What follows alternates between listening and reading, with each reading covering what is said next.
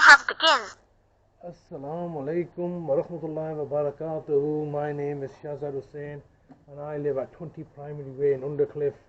And today it's been exactly 180 days that my brother's been kidnapped from my care and being held hostage by the local authority in collaboration with his partners, West Yorkshire Police. 180 days, completely torturous, 6 months. Since the 8th of August 2023, I had a 20-minute conversation with the police who came down specifically to arrest me. Took my brother and won't let me see him now for the 6 months. And this is part of collective torture that they're committing against both me and my brother because of their own systemic failures or inabilities or incompetences in adult social care, which I was looking to highlight. And rather than deal with me directly, they've just basically had enough, came down with the police, come and arrested me, put me out on bail. 6 months later, I was supposed to go today. Was my bail date. So I was supposed to go down to the police office to answer my bail. And what did they do yesterday? As I said, they extended the bail to another 3 months towards the end of April now. This means the fact that, and they've not changed the bail conditions, namely insisting that I have nothing further to do with my brother. Somebody who's my brother, who's I'm a carer for, whom who's this house is providing care for. Basically, just an act of tyranny. And I just want to tell you what happened today. I went down to the police station. I thought, well, 2 o'clock I was supposed to answer the bail. They changed it yesterday. The police officer is going to be there. This was my logic. That the police officer is going to be still there, and I wanted to go down voluntarily to speak to the officer. And basically, they said that, oh no, she's not available. She's interviewing somebody, and it could be 3 hours. So just give us your number. She'll call you whenever she gets free. She hasn't called me. All right, nobody's called me. They're just basically fobbing me off now. They've done something illegal. They've done something unlawful. They've kidnapped my brother to achieve their own objectives. They wanted to psychologically torture me because I was looking to expose their corruption. And as a consequence of this, 6 months later, I have no idea where my brother is. My brother has no idea where we are. He's being held hostage like this. And there's nothing we can do about him. Nothing. All right, the police are in on it. The police are fully involved because they're not independent from Bradford Council. They work and are subservient and subordinate to Bradford Council's dictates and directions, because the local authority knows that I charge £1 million a week for the care that I provide, and all they've really done is just given legitimacy to my claims by forcibly taking my brother in this manner. It's completely horrendous and diabolical of them. And like I said, it's going to be another 3 months. I'm not going to see him for Eid. I'm not going to see him for the month of Ramadan. I'm just basically held like this. And in the meantime, while they're holding him, detaining him away from the property, in the meantime, they're getting the housing association to get the solicitors to get orders put in place to have me kicked out of the house. You have me kicked out of the house, but what happens to my brother? He has certain rights that need to be protected. It's all debauchery and villainy and tyranny and malevolence and fraud and corruption, and I have to deal with it all on a daily basis through this psychological torture that they put me through by refusing to engage with me. So not only is West Yorkshire Police now refusing to engage with me when I've gone out of my way to go down to their police station, they're not even giving me any new paperwork or anything, because it's not legit, is it? It's just basically they've come down, the local authorities say, look, we want to go down and terrorize this guy and take his brother. You come down and make it look like there's a crime being committed. If there was a crime being committed, does it really require 9 months for them to investigate what? There is nothing else here. There's no one else here. There's just only me.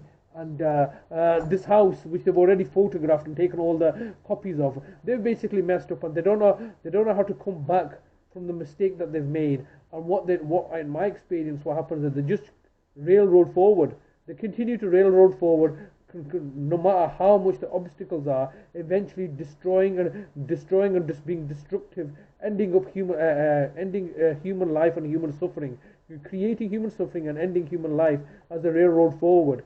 They say we're doing it all in your best interest. That's exactly what they did in my mother's case. They didn't lose out. My mother lost out. I lost out. We all lost out.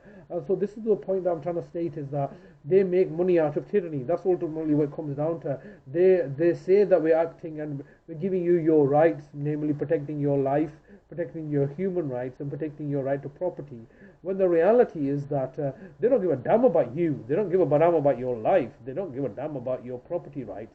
They don't care. No, they don't care about. The government doesn't care about these things. All they're interested in is that they want to exploit your labor, and for your labor, they'll give you some peanuts, such as money, which they tax, and then they take into the hand. So it's just basically one big con game, and to exploit the people.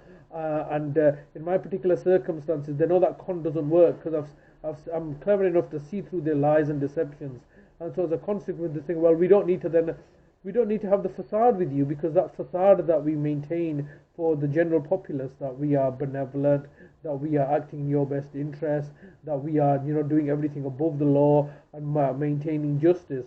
That facade, that facade, we don't need to keep with you.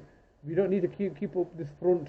And it's tiresome dealing with someone like yourself who asks too many questions.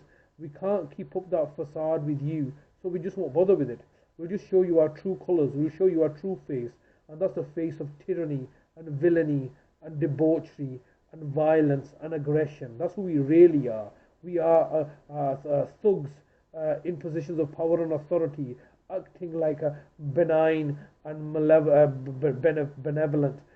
Benign and benevolent. That's what they put to give to you. That, oh, we're just silly. We don't know what we're doing. We're all a bit stupid, but we've got good intentions at heart. And the reality is, this is all bullshit. You have been deliberately creating a system. You've designed a system. This system for your benefit is designed by crooks to benefit the crooks, which are in positions of authority, and yet they're looking to make everybody else's life a misery, because through misery they make the money. It's like making money out of misery. What elixir, what a philosopher's stone is this, that they can create money out of misery. And that's the situation we're facing. Like they want to make money out of misery at public expense, while the country is being driven into debt. There's a £2.5 trillion UK debt that's been arisen because they want to create money out of misery. It's not profitable. It's in debt. And this is how they work: is they're putting people into misery and debt in order to make put the whole nation into debt, so that they can have control and dominance over you. It's all kind of sickening. I mean, like I said, I went down. It's been 180 days. I have no idea where my brother is. I'm in court this week. Once again, they're going to try to kick us out of the house. We'll see what happens. But it's all just, there's nowhere you can go. Nobody you can talk to. There's nothing you can say. Only speaking to the wind in the dark. That's all I can do, because nobody else cares. Everybody's too much wallowing in their own self-pity and misery to realize that there's nothing that we can do. Nobody can help, because these people are powerful and in positions of authority, and they lie, cheat and manipulate and commit acts of tyranny and violence and aggression, and then they just obfuscate in giving straightforward answers. We leave it there. Allah Hafiz. I'm not suicidal. I won't kill myself, and I'm still fighting strong, still keeping it together, and we'll see what happens next. Allah Hafiz.